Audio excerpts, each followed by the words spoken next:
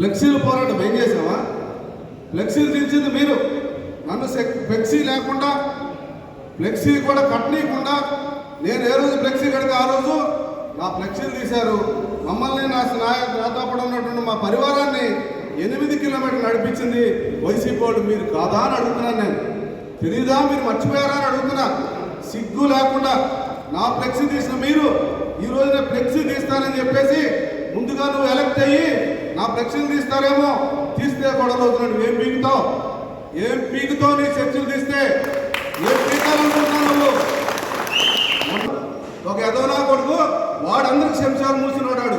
వాడు రాష్ట్రం మేము ఇవాళ భయపడాలా? భయపడతామా? ఒకడు అంటాడు బెదిరించారంట. బెదిరించడం కాదు, ఒక పక్క తెగిపోయినా సరే ఈ నాయకుడు పనిచేసేవాడు ఎవరు చూసి భయపడ్డాడు. ప్రజలు ప్రశాంతంగా ఉండాలా, మీకు ఏ గొడవ రాకూడదు, ఏ అల్లరి రాకూడదు అనే ఉద్దేశంతో నేను పనిచేశా. నువ్వేం పనిచేసావు నాలాగా ఒక లిస్టు చదువు. నీకు 5 ఏళ్ళు టైం ఇచ్చింది. నీకు నీ జగన్మోహన్ రెడ్డికి 5 ఏళ్ళు టైం ఇస్తే 5 ఏళ్ళలో నేనేం పని చేస్తానని చెప్పమను. సంవత్సరాల్లో నేను 200 కోట్ల రూపాయలు పనిచేసిన సంగతి నేను చూపిస్తాను. దమ్ము రా, ఇద్దరం కూర్చుందాం సెంటర్లో. గడియార స్తంభం సెంటరేగా.